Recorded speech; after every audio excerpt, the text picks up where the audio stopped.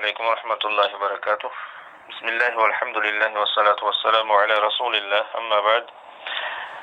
عن ابی ثعلبة الخشنی رضی اللہ عنہ قال قلت یا رسول اللہ انا بأرض قوم اہل کتاب افنأکل فی آنیتهم قال لا تأکلوا فیها الا الا تجدوا غیرها فاغسلوها وکلوا فیها، متفق علیہ۔ ابو ثعلبہ الخشنی رضی اللہ عنہ، ان کے نام کے بارے میں بہت زیادہ اختلاف واقع ہوا ہے۔ بعض نے جرثوم بن ناشب نام بتایا ہے، اور بھی بہت سارے اقوال ہیں۔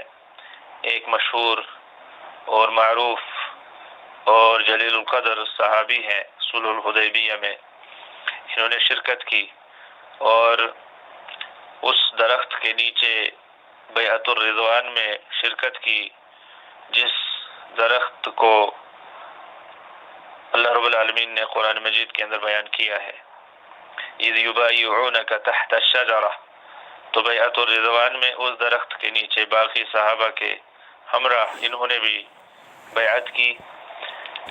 اموی خلیفہ مروان بن عبد الملک بن مروان کے دنوں میں سن 75 کے اندر ان کی وفات ہوئی۔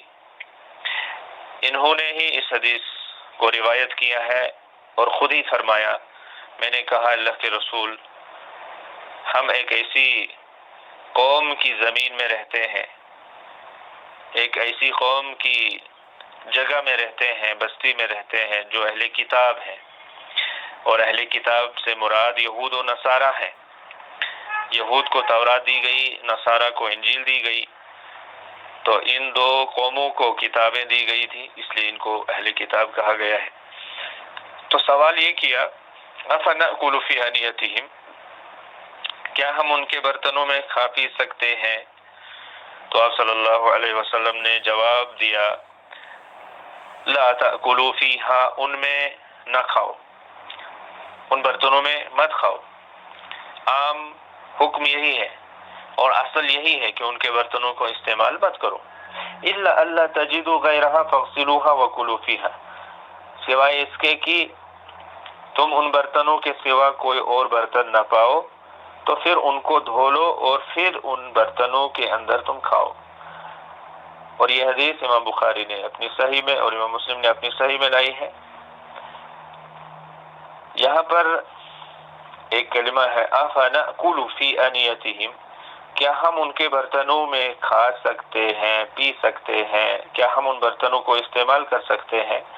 یہ سارے معانی اس کے اندر شامل ہیں، کیونکہ ان ساری چیزوں کے لیے ان برتنوں کی ضرورت پیش آ سکتی ہے۔ اور جواب وہی جو رسول اکرم صلی اللہ علیہ وسلم نے دیا کہ ہاں تم ان میں ضرورت کے وقت کھا پی سکتے ہو، لیکن پہلے ان کو دھو لیا جائے۔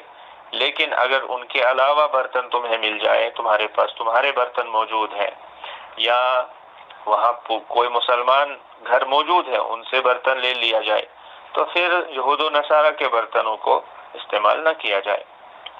افنأکل، قاعدہ یہ بیان کیا گیا ہے نحو کا آپ کے فائدے کے لیے، اذا دخلت حمزة الاستفهام على جملة معطوفة بالواو او بالفاء او بثم قدمت على العاطف، جب حمزہ استفہام جملہ معطوفہ واو کے ساتھ یا فا یا ثم کے ساتھ اس کے اوپر داخل ہو تو عاطف پر اس حمزہ استفہام کو مقدم کیا جاتا ہے۔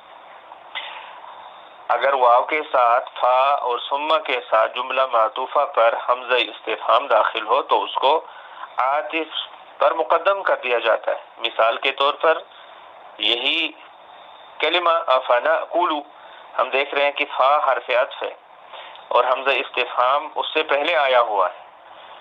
اور اسی طرح سے مثال ہے اورجعت من مکہ، اورجعت، کیا آپ لوٹ آئے مکہ سے؟ تو یہاں حرف عطف واو ہے اور حمزہ استفہام اس سے پہلے آیا ہوا ہے، یہ قاعدہ ہے اور اسی قاعدے کے مطابق یہ آیا ہوا ہے۔ انتہى الدرس الآن افنخرج یا استاذ، ابھی درس ختم ہو چکا ہے، کیا ہم نکل سکتے ہیں یا استاد، اے استاد؟ تو فا یہاں بھی حرف عطف ہے اور اس سے پہلے حمزہ استفہام آیا ہوا ہے۔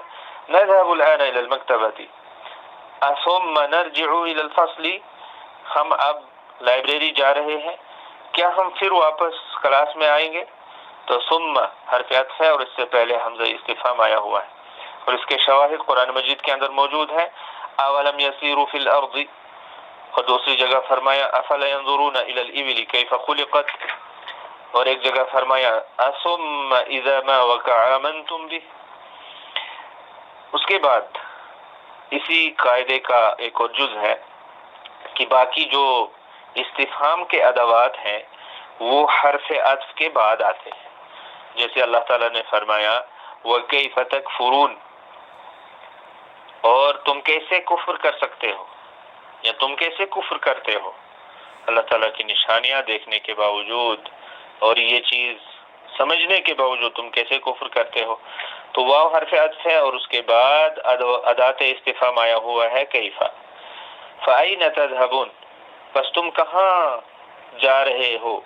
فا حرف عطف ہے جو پہلے آیا ہوا ہے، ادات استفہام بعد میں آیا ہوا ہے۔ فَهَلْ أَنْتُمْ مُنْتَهُونَ، تو کیا تم رکنے والے ہو، چھوڑنے والے ہو، باز آنے والے ہو۔ فا حرف عطف ہے اور اس کے بعد حل جو ادات استفہام ہے وہ آیا ہوا ہے۔ ابو ثعلبہ الخشنی رسول اکرم صلی اللہ علیہ وسلم سے یہ کہہ رہے ہیں کہ ہم یہود و نصارہ کی زمین میں رہتے ہیں، کیا ہمارے لیے ان کے برتنوں میں کھانا جائز ہے؟ تو آپ صلی اللہ علیہ وسلم نے فرمایا نہیں، اگر تم ان کے سوا برتن نہ پاؤ تو پھر ان کو دھونے کے بعد استعمال کر سکتے ہو، ان میں کھا پی سکتے ہو۔ اس حدیث سے پہلا مسئلہ یہ ثابت ہوا کہ یہود و نصارہ کے برتنوں میں کھانا مکروہ ہے، اس لیے کہ وہ کبھی کبھار ان میں خنزیر کا گوشت، سور کا گوشت پکاتے ہیں یا ان میں شراب وغیرہ پیتے ہیں۔ اور نمبر 2 کہ اگر بہت زیادہ حاجت اور ضرورت ہو، انسان مجبور ہو جائے، کوئی برتن نہ ملے، تو پھر دھونے کے بعد ان برتنوں کو استعمال کیا جا سکتا ہے، کھانے میں، پینے میں، پکانے میں۔ اسی پر اختتام کرتے ہیں۔ اللہ تعالی ہمیں احادیث کو سمجھنے، پڑھنے، یاد کرنے کی توفیق عطا فرمائے۔ وصلی اللہ وسلم علی نبینا محمد وعلی آلہ وصحبہ اجمعین۔ والسلام علیکم ورحمۃ اللہ وبرکاتہ۔